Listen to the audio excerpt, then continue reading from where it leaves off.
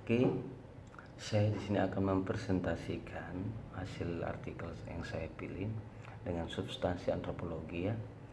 Di sini saya memilih upacara Mangokal Holi, upacara yang dimiliki oleh masyarakat Batak Toba. Nah, tradisi Mangokal Holi dulunya berasal dari Batak Toba, pra-Kristen yang menganggap hal itu perlu sebagai salah satu cara bentuk penghormatan kepada orang tua atau leluhur, khususnya di Bukit Tinggi dengan batu yang keras gitu ya. Upacara Mangkal Holi itu artinya adalah menggali kubur.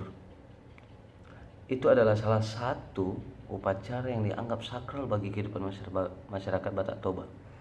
Upacara Mangokal Holi memiliki proses panjang dari penggalian hingga pada proses pesta yang membutuhkan waktu yang panjang, mungkin bisa berhari-hari begitu. Lamanya proses ini akan terjalin kembali sistem kekerabatan dari generasi yang tertua sampai termuda. Nah, itu tujuannya juga salah satunya ya. Nah, upacara Mangokal Holi ini bertujuan untuk mendapatkan hagabean, hasangapon, dan hamurawan. Artinya panjang umur, kehormatan, kekayaan gitu. Walaupun udah meski zaman kayak berubah-berubah, nah ini akan tetap dari dulu sampai sekarang masih berjalan sampai sekarang ini acara ini gitu. Proses pelaksanaannya ada beberapa. Satu, tinopot ma'aka hulaulani akaloni, raja keluarga dari kelompok marga, istri baik kandung maupun hanya hubungan marga atau klan gitu. Yaitu kelompok marga istri yang ingin digali 3 tingkatan di atas pihak yang memiliki acara gitu. Ke yang B-nya, yang keduanya itu hula-hula nani okal. Hula-hula nani okal, keluarga kandung atau satu marga atau klan pihak istri yang akan digali. Nah, yang ketiga, tulang nah, pihak paman dari anak atau cucu yang ingin melakukan upacara itu ya.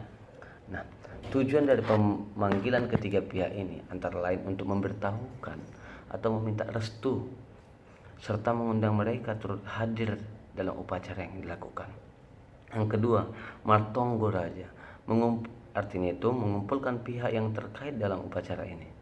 Dalam acara ini biasanya mengumpulkan semua para penatua kampung, marga yang menjalankan adat, teman sekampung, serta semua yang terkait hubungan dengan acara adat yang akan dilakukan. Begitu juga pihak yang akan melakukan upacara adat untuk serta membantu pelaksanaan upacara Mangokal Holi ini gitu. 3, pihak dan anak atau semua keturunan dari semua orang tua yang akan digali makamnya, dan semua para pihak undangan yang turut membantu dalam pembagian tugas yang dilakukan pada saat Martonggo Raja yang tadi ya. Yang kedua, pada saat jam yang sudah ditentukan pada malam Martonggo Raja, satu pihak paman haruslah berdiri sambil membacakan doa guna keselamatan dan penggalian agar cepat bisa menemukan tulang belulang yang akan digali itu. Dan yang keempat, proses penggalian makam ya. Proses penggalian makam ada juga berbagiannya gitu. Satu, kayak pemuka agama akan membuka acara di pemakaman, dan pemuka agama berperan untuk memanjatkan doa dan melantunkan pujian-pujian terhadap Tuhan Yang Maha Esa guna melancarkan acara penggalian itu. Pemuka agama yang layak pertama kali mencangkul itu makam yang akan digali. Setelah itu dilanjutkan oleh yang kedua, Bonani Ari, paman dari pihak mendiang yang akan digali, sebagai pembuka dalam penggalian tersebut setelah pihak pemuka agama gitu. Yang ketiga bagiannya, setelah itu berdirilah pihak paman yang berbicara seperti yang di atas. Setelah itu ikut mencangkul sebanyak 3 kali. Dan yang keempat bagiannya, setelah itu pihak mertua ikut berdiri dan ikut mencangkul sebanyak 3 kali. Yang kelima, setelah pihak mertua barulah pihak anak satu perut atau anak kandung serta anak kesayangan atau anak yang terakhir selanjutnya mencangkul tanah makam itu sebanyak 3 kali semuanya. Ingat, 3 kali aja. Setelah itu pihak yang menyampaikan kepada pihak buruh atau keturunan perempuan atau suami dari keturunan perempuan, itu dia, keturunan perempuan atau suami dari keturunan perempuan, agar dilanjutkan sampai tulang belulang ditemukan. Nah, yang ke-7 ya, yang ke-7 itu setelah ditemukan tulang belulang, maka diberitahukan kepada pihak buruh hasutan atau suami dari anak perempuan kandung yang bukan karena satu marga gitu, untuk mengangkat tulang belulangnya.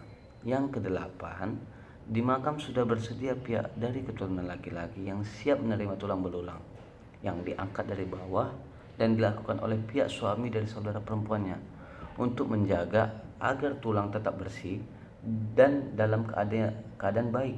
Harus disiapkan air dan yang bercampur karbol gitu ya. Setelah selesai dibersihkan, maka pihak keluarga, anak tertua dari keturunan yang digali tulang belulangnya, mengumumkan bahwa penggalian telah selesai gitu, dan acara di makam telah selesai ya. Itu dia. Yang ke-9, setelah semua selesai, pihak anak menyampaikan sepatah dua kata gitu kepada pihak paman untuk memberikan ulus timpus, itu kain khas Batak ulus ya, yang melapisi atau membungkus tulang belulangnya itu ya. Dan itu tadi bagian-bagian dari yang ke-4. Nah, ini adalah kelima, pembagian acaranya itu ya, urutan kelima, upacara serah terima tulang. Setelah selesai acara baik penggalian, pembersihan tulang maupun acara pembungkusan yang dilakukan oleh pihak paman, maka akan dilanjutkan dengan acara serah terima tulang belulang dari pihak paman kepada pihak keturunan dan dilanjutkan dengan ucapan terima kasih serta ajakan memasukkan ke dalam tugu yang telah disiapkan sebagai bentuk penghormatan terhadap pihak paman dari kakek. Nah, yang ke-6, susunan acaranya yaitu upacara mangokal holi. Setelah acara di atas dilanjutkan pada pengucapan terima kasih serta penghormatan terhadap pihak paman selaku pihak yang paling dihormati pada suku Batak. Nah, dilanjutkan pula pada acara membawa tulang belulang yang telah dibersihkan dan dibungkus rapi ya, tapi masuk ke dalam peti. Nah, itu namanya tadi itu adalah tugu. Di situ dalam tugu itu banyak isinya peti-peti juga. Nah, itu untuk beberapa generasi biasanya disiapkan ya. Kemudian dibawa kepada pihak istri kalau masih ada. Kalau sudah tiada, maka anak perempuan tertua sebagai pengganti gitu, dengan menaruh di atas kepala ya. Proses memberikan kata-kata terakhir ditujukan kepada semua keturunan yang hadir dan berlanjut memasukkan tulang belulang ke dalam tugu yang telah disediakan. Penatua gereja datang untuk memberikan doa dan berkat. Namun ketika berhalangan hadir dapat digantikan oleh pendeta yang telah diatur oleh pihak gereja gitu. Biasanya pendeta dari gereja Batak atau kesukuan yang dikenal AKBP. AKBP itu kan masih erat dengan dengan adatnya gitu AKBP ya. Fungsi dan makna upacara mangokal holi. Itu fungsinya adalah upacara merupakan bentuk ekspresi penghormatan masyarakat Batak Toba terhadap leluhur. Selain itu, upacara ini bertujuan untuk mengeratkan tali kekerabatan di antara keluarga dan marga gitu. Jadi semua itu kumpul lagi kembali kan untuk acara itu, mengingat baru kerjasamanya diasah lagi kan, dieratkan lagi gitu. Tali kekerabatan yang begitu kuat dan erat tersebut termanifestasikan melalui horja gitu. Tidak kalah pentingnya dalam horja terdapat holong yang memiliki makna kasih sayang. Hal ini tercermin ketika seluruh keluarga menari tortor bersama serta saling memberikan salam dan memegang pipi. Ya sering gitu sih, kayak gitu orang masyarakat Toba. Sampai sekarang juga masih ada tuh. Upacara mangokal holi pun menjadi wadah untuk membahagiakan orang tua serta tempat berkumpul semua generasi marga. Nah, sehingga memungkinkan untuk saling mengenal satu sama lain, mengenalkan silsilah keluarga besar, sarana edukasi adat Batak dan sebagainya gitu.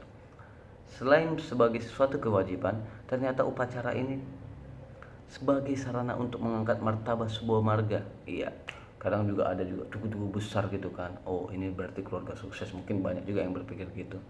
Itu biasanya tugu-tugu itu di Samosir banyak bisa kita lihat ya, di Samosir, di Tarutung, di Toba sana lah gitu. Melalui upacara inilah Hasangapun dapat tercapai. Tahu kan Hasangapun tadi? Itu dapat dijelaskan yang tadi ya. Dan sebagai bukti bahwa seseorang telah menjadi suku Batak yang mendatangkan kemuliaan bagi marganya. Ya. Sekian dari presentasi saya tentang Mangu Kalhuli. Terima kasih.